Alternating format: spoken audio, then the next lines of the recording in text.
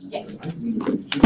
I'd like to call the September 6, 2023 Umatilla County Board of Commissioners meeting to order and have the Pledge of Allegiance. I pledge allegiance to the flag of the United States of America and to the republic for which it stands, one nation, under God, indivisible, with liberty and justice for all. Thanks everyone for being here.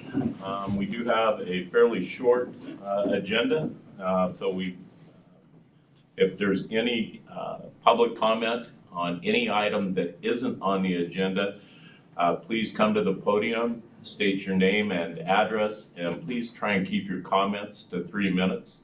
If you are here to testify or speak on an item on the agenda, same rules, please come to the podium and give us your name and address, and then please speak to the item on the agenda. I do want to remind everybody that this is a public meeting. It is being recorded. We do have a virtual option, and anyone online that wishes to speak, please raise your hand, and the same rules apply there. Please state your name and address and keep your comments to 3 minutes. Thank you. Any awards, recognitions, or correspondence? Commissioner Timmons? No. No free. Commissioners? We have no minutes for approval, so any additions, changes, or deletions to the agenda? None. Public input and recognition of visitors. So at this point, if you have public comment on anything that is not on the agenda, now would be the time to come forward. Seeing none, we'll move into our business items, and the number one item on the agenda is a development agreement. We will leave this meeting and go into a public hearing. Doug, you want to take us that way?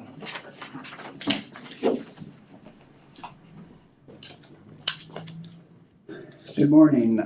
This is a public hearing that's been scheduled for a development agreement.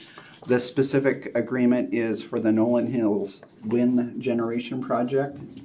There were several components of this project that were approved by Energy Facility Siting Council, and one component is 300 megawatts, up to 300 megawatts for wind generation, up to 300 watts for solar generation, and there's also a battery storage component. And what is proposed are there two separate agreements relating to this project. One is for the wind solar component and the other one's for the battery. And they do have different terms as we go through this. Under the Strategic Investment Program, the Nolan Hills will have some tax incentive as allowed by state law, and in return they will pay some payments in lieu of taxes. This is a 15-year program, so for 15 years there will not be any property taxes assessed except for as allowed by the agreements. So for all components, the statute requires that a certain portion of the value of what is proposed to be built will go on the tax rolls based on the amount of investment, and it looks like for this one that'll be $100 million will be on the tax rolls. And that will be assessed as any other property, and it will go to all taxing districts and entities, including educational entities. Then there's an additional payment that will be made. This is for up to 25% of the property taxes that would have been paid except for the program, and it's not to exceed $2.5 million per year. And this is designated as a community service fee, and it is distributed as agreed to by the impacted taxing districts, but by statute that means the non-educational components. So for this, there would be a lot of special districts, fire districts, cemetery districts, and then countywide districts like the Port of Umatilla, the county, the radio and data district, and library district would all have to agree how those portion would be distributed. The last few have been agreed to that each entity receives what it would have if it had been on the tax rolls. And that is how the battery storage component and the solar and wind projects will be implemented. The remainder only relates to the wind and solar portion. Under that agreement, there will be some additional items that the developer has agreed to pay and do. First up, there's an additional amount equal to $7,500 per megawatt per year. This is what the county has historically negotiated for the wind generation facilities that are in the SIP program. It's a per megawatt amount that it's a set amount, and this is consistent with the other projects, recent projects. There's what we call a local improvement payment, and this is going to be equal to $1,500 per megawatt. This is an annual payment that will be paid in addition to the county. A one-time payment of $2.5 million for a community development contribution. This is for capital improvement projects within the county as determined by the Board of Commissioners.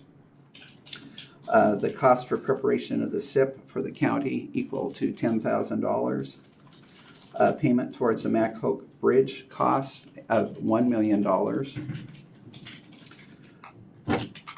A participation in future bondings that the districts that are within the taxing area, code area, this would be like if a school district within there proposes a future bond, the developer has agreed that for that bond alone, it would pay what it would have paid if it was on the tax rolls for that bond.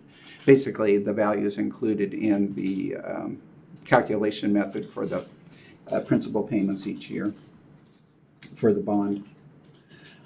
They would also, the developer has agreed under the agreement that it would comply with the wind tower setbacks. This is the 2-mile setbacks that would limit any placement of wind towers within a residential residence within the project area, outside the project area.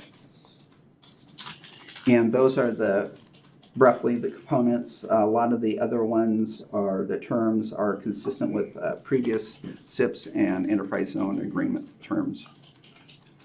So are there any questions about any of those? Mr. Timmons? I don't have any questions. Mr. Schaefer? It's not a question, but a comment. I want to thank you for honoring the 2-mile setback. That was pretty important, and so I appreciate that. The only comment I have is really enjoyed actually the negotiations with Capital, and I think that they're going to be a great partner and a great community asset. So from here on out, the public hearing will be to allow any members of the public to comment on the proposed agreement. And following that, if you do want to approve the agreement, there are 2 proposed orders, and then it will go to the Oregon Business Department for its input and adoption, approval of the application by the commission.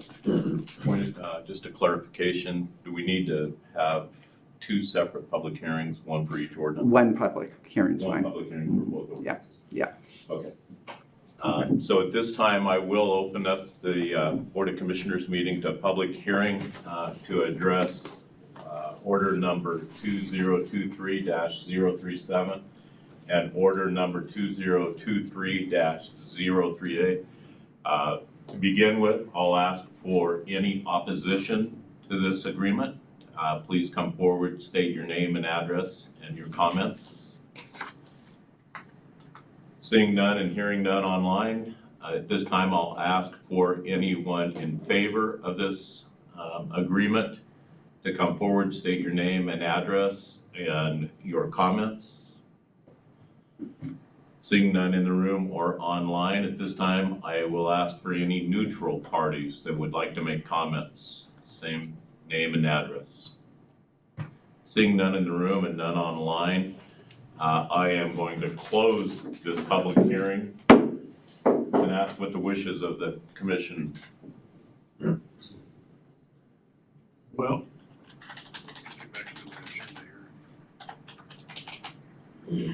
Mr. Chair, I would move that we adopt order piece 2023-037. Second. There's been a motion and a second to adopt ordinance 2023-037. Not an ordinance. Sorry. All those in favor? Aye. Thank you. Wishes on -038. I'd move approval. Second.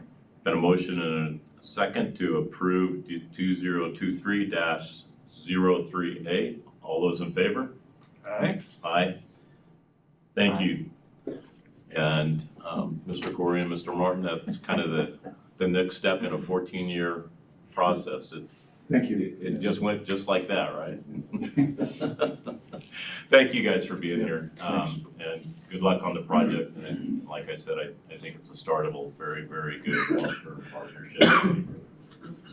All right, so we're going to move item number 6 up to item number 2.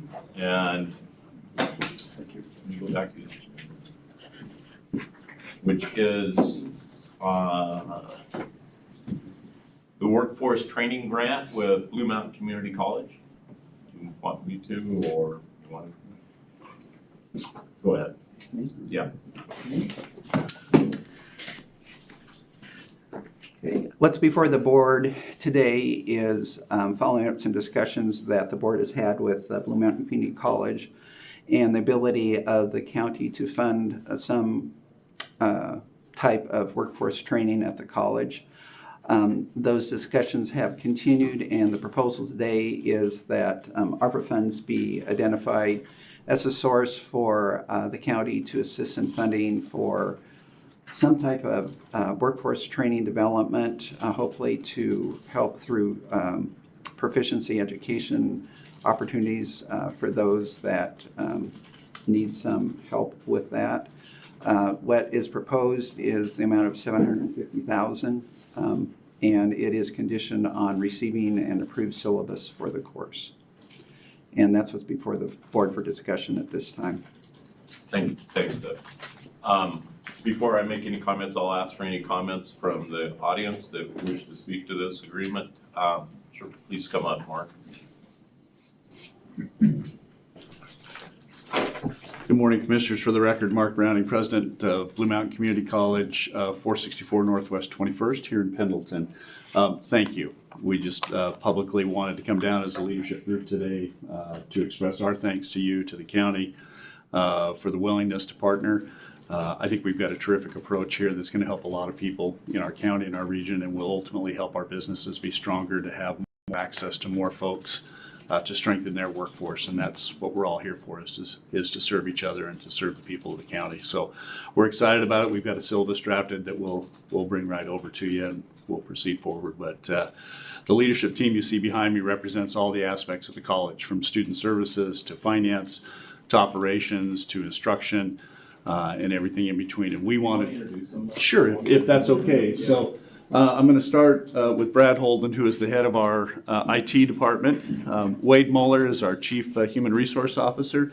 Dean Teresa Bosworth is our Dean of Student Services. Our Chief Operations Officer, Pat Cisneros, and our chief person in charge of trying to keep me in line, which is the most difficult position on campus, is Shannon Franklin. We have a couple that aren't with us. We had one covering the radio this morning in Hermiston, but these folks represent the entire college leadership. We normally have our meeting at this time, but we wanted to physically come down and just express our thanks and our support and our commitment to what we're looking forward to do. So I'd be happy to answer any questions that you might have. Mr. Tim? I don't have any questions. It's a great thing. Again, I don't have a question, it's a comment. I look forward to this partnership. DMCC is a huge economic driver for the county and the region. So I am excited to enter into this partnership with you. Thank you. I have a lot of comments I'd like to make, but I'm going to keep them kind of short, at least for me.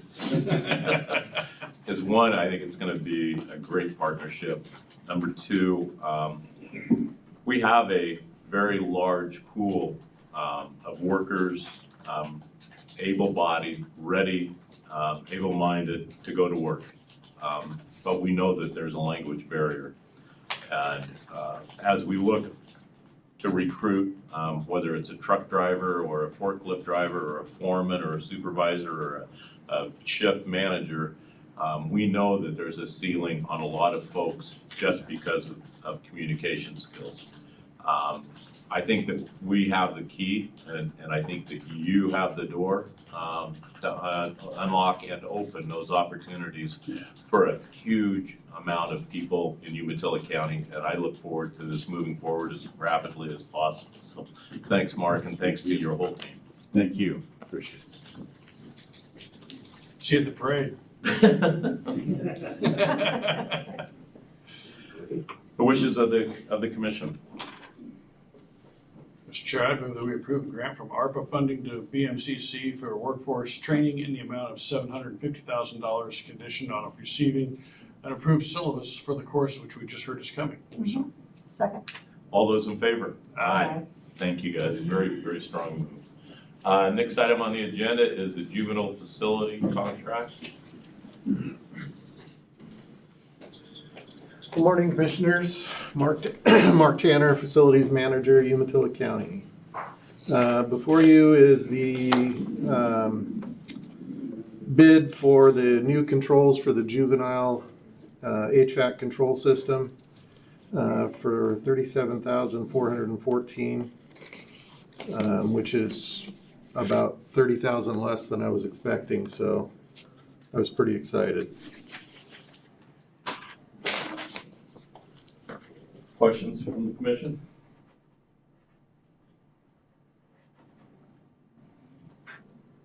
No, that's a lot of money. Is it, is this just ongoing? That's my question. We seem to have a lot of these, and is this just part of maintenance or? Yeah, it's a lot of our systems are so old, they just need to be upgraded, and that's kind of where we're at. Just slowly working through the county and getting everything updated. Mr. Schaefer? No, I'm good, thank you. I guess a follow-up to Commissioner Tim's question is, are we about through HVAC on all the buildings now? Are we getting close? Don't answer. Sorry. Is this, We're- go ahead. So Courthouse, great. Juvenile, with this, I think we'll be doing really good there. Stafford obviously is already in progress, so we'll be good there. So really, it's the jail is the big one that is still pending. That's still a lot of 1998 equipment that it's getting time. This is all part of your upgrade budget that you already established? Yeah, it's all part of my capital improvements. Okay. Yeah. Wishes of the commission? I approve. Notice of intent to award contract for juvenile facility network controller to HMS Commercial Service, Inc. in the amount of $37,414. Second. There's been a motion and a second. All those in favor? Aye. Thank you. Thanks, Mark. Thanks. Next item on the agenda is a Public Works approved payable approval. Good morning, Commissioners. Tom Fellows, Public Works Director, Umatilla County. What's before you today is a request to approve the payable for a power pole that was damaged up the Walla Walla River during some of our operations in the amount of $8,026.74. This was obviously something that was unforeseen and probably should not have happened, but these things do happen. And if there's any questions surrounding the circumstances of this, I brought Steve Kimball, our area manager, with me today to answer any of those questions. But it's simply sometimes these, I hate to say it, but sometimes bad things happen, and this happened to be one of those times, so. Commissioner Timmons? You're right, things happen. You know, they just do. So I move to approve payable to the city of Milton Water in the amount of $8,026.74. I'll second that, and being somebody who just bought lumber last weekend, I get it. My only comment is I've taken out a couple of those with rod weeders in my history too, so it's, I know it can happen. Yeah. Well, we've changed some of our practices since we had this conversation with the guys, so it should not happen again. Thanks, Tom. Been a motion and a second. All those in favor? Aye. Aye. Thank you, Commissioners. Thank you. Transit service transfer. Good morning, Ms. Yes. Good morning, Commissioners. Megan Dobchevsky from Community Development Department. As the board was previously made aware, the City of Milton Free Water notified the county and ODOT that they no longer wish to provide their fixed route bus service. So the county and ODOT have been in the works to figure out how those services would be transferred. The county previously approved stiff dollars for the city to provide this service. And so ODOT has requested the city and the county and ultimately CTUIR Kayak, who will be providing the services, to provide ODOT with a letter stating our intentions. So that letter has been drafted and is before you this morning for your consideration. Chair, I'd move approve a letter to ODOT and authorize the chair to sign. I second, but I have a question. Sure, sure. Megan, is this the same agreement that other cities have in the county? No, so we enter a 2-year contract with each agency. Those have been sent out to those agencies, just waiting for their approval before they go to the commissioners. And those contracts are different. It lists out the amounts that they receive funding for and what services they are to provide. This is a letter to ODOT saying that Milton Free Water was supposed to get these dollars to perform XYZ services because the city no longer wants to provide those services effective January 1 of 2024. We're asking ODOT to work with us so that the county can receive that funding to pay Kayak to perform those services. Do you know why the city stepped away? I think it was funding. But other cities in the county, They will continue to provide their services. So right now Pendleton's the only other city. They provide the letter bus, and so we'll continue to provide them stiff funding to do that. second. Been a motion and a second. All those in favor? Aye. Thank you. Thank you.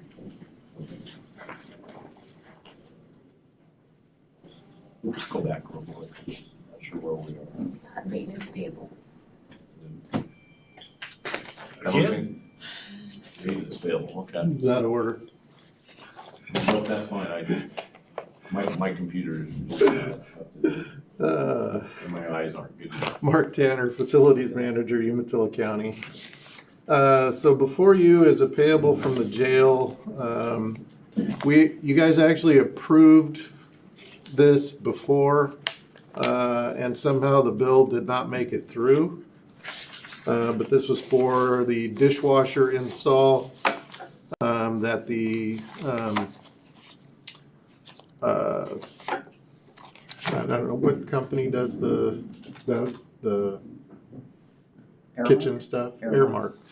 Airmark provided the dishwasher, and we had to provide installing it. And that's what this bill for Pendleton Electric is, for some venting and electrical, for $8,947. Said we already approved it. I came to the meeting to ask for approval to do it. Would have So, been last year's budget though, right? yes. But I don't know why it didn't get paid last year, so, because it should have went from the jail to here.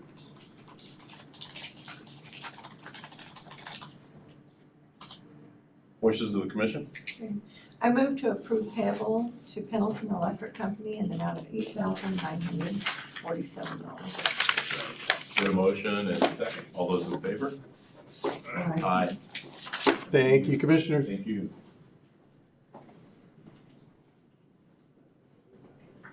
Next item is Pendleton's request for a letter of support. This item is before the board at the request of the city of Pendleton. They are again seeking federal funding, grant funding for the interchange at Southgate and I-84. They're asking for a letter of support for the grant request, and so that proposed letter is before the board for review and approval. Mr. Chair, I move approve the letter and authorize chair to sign. A second. Been a motion and a second. All those in favor? Aye. Motion approved. Thank you. Board, Mosquito Control District Trustee. This is coming before the board at the request of the Mosquito Control District. One of their members on their board of trustees has resigned, so there is a vacancy. They're recommending that T.J. Hansel be appointed to fill the remainder of the term, which I believe is about another year and a half. And the approval of the matter is before the board for approval. Wishes of the commission? Mr. Chair, I move adoption of order BCC 2023-036. Second. Been a motion and a second. Real quick question. Does the Mosquito Control District have term limits? Like, say, the Fair Board or some of the others? Do you know? I believe they do have internal ones, yes. Okay. Internal but not. I don't think, it seems like we see regular turnaround. It is. Yeah. That's why I was asking. Yeah, and I think they do, they monitor themselves. Yeah, they kind of go through it. There's been a motion and a second. All those in favor? Aye. Thanks, Doug. Next item is BOC, or the Board of Commissioner meeting schedule. This is a request to reschedule a couple of the upcoming board meetings. In November, there is a lack of quorum on November 1st, and November 15th is AOC week, and all the commissioners will be gone for that conference. So the proposal is to move the first board meeting to November 8th, which is a Wednesday, and then the second board meeting to November 21st, which is the Tuesday before Thanksgiving. Wishes of the commission? Okay. I move to reschedule the November 1st board meeting to November 8th, and then November 15th board meeting to November 21st, 2023. Second. Been a motion and a second. All those in favor? Aye. Thanks, Doug. Yep, thank you. With that, any comments from the commissioners? No. That meeting adjourned. I'm not saying it's world records, but it felt good. I'm not complaining.